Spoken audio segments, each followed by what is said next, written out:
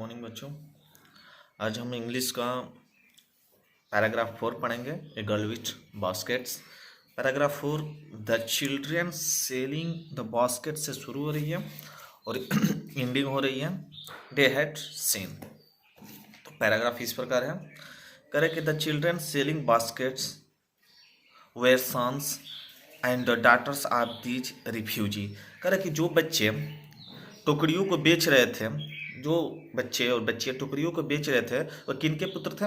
वो उन शरणार्थी लोगों के पुत्र थे जो भारत और पाकिस्तान के बंटवारे में आ गए थे।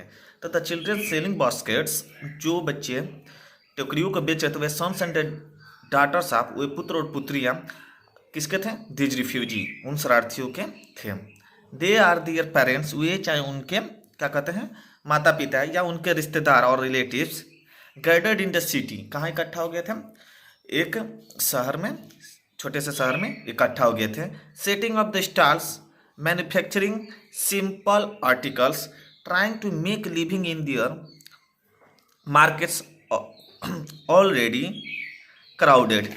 कह रहे हैं कि वे अथवा उनके जो माता पिता अथवा उनके जो रिश्तेदार थे, छोटी दुकानों को लगाकर एक साधारण के वस्तुओं, सिंपल आर्टिकल्स, एक साधारण वस्तुओं को बनाकर एंड जीविका कमाने का प्रयत्न करते थे।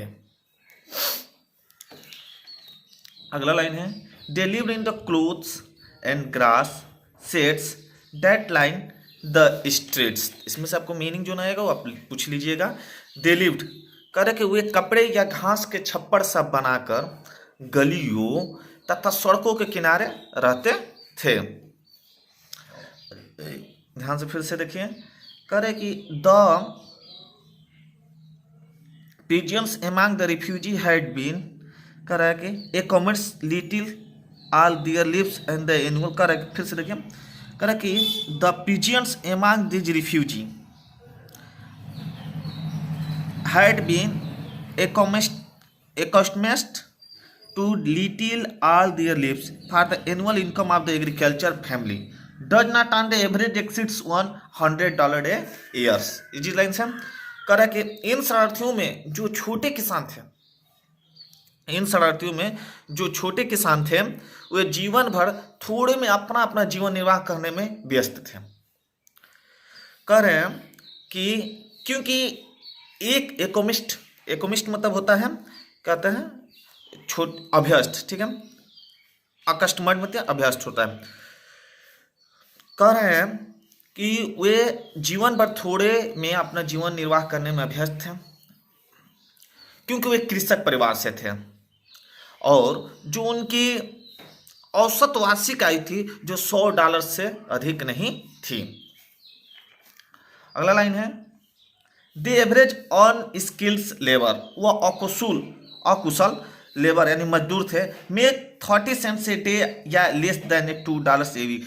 वो मतलब अकुशल मतलब वो एक छोटे से मजदूर थे जिनका एक दिन का जो उनका कमाई था कितना था? 30 cent a dollar, make 30 cents a day या लेस देन $2, लेकिन एक दिन का जो उनका कमाई था 30 पैसे थे या एक सप्ताह में $2 से भी कम थे।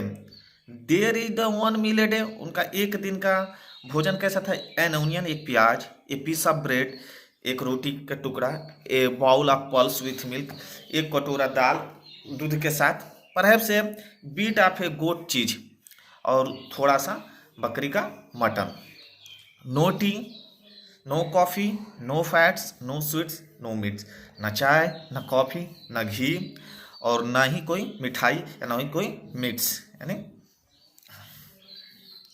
$100 a year is not $2 a week. करे को $100 एक वर्ष में $100 या एक सप्ताह में $2 से भी अधिक वो नहीं कमाते थे। ये फिर भी even that small amount is hard to earn by selling basket to people too poor to buy them. फिर भी उन लोगों को टोकरियां बेचकर जो स्वयं ही गरीब थे, इतना कम धन कमा पाना भी बेहद मुश्किल था, यानी उनकी जिंदगी बहुत ही दयनीय थी। That's no doubt is the reason these little children descended on the like locusts, इसलिए इसमें कोई संदेह नहीं था कि ये छोटे बच्चे मेरे ऊपर टिड्डियों की तरह टूट पड़े। मेरे ऊपर मतलब किसका? लेखक के ऊपर। उनका नाम क्या था? W.C. Douglas, William C Douglas. I, an American, was doubtless the most promising market they had seen. मैं एक अमेरिकन जो था, निसंदेह उनके लिए सबसे अधिक आसवान ग्राहक था। धन्यवाद। इसमें कुछ मीनिंग है जो आपको देखना चाहिए। स्टॉल्स मतलब होते हैं छोटी छोटी दुकानें। मैन्युफैक्चरिंग मतलब होता है बनाने वाली। आर्टिकल्स वस्तु या सामान। लिविंग्स जीविका। ओवर क्राउडेड मतलब होता है भीड़ भाड़ वाले एरिया। शेड्स मतलब होता है झोपड़ियाँ। पीजेंट्स छोटे किसान। अकस्टम अभी आया था, कस्टम्स अभ्यस्त। एक्सिट्स अधिक हो जाती थी। अनस्किल्ड मतलब अकुशल आया था। परहैप्स मतलब आपको मालूम है शायद। डिसेंडिंग टूट पड़े। लोकेटिस मतलब टिड्डी। और डाउटलेस निसंदेह। प्रोमिसिंग मतलब आशाजनक।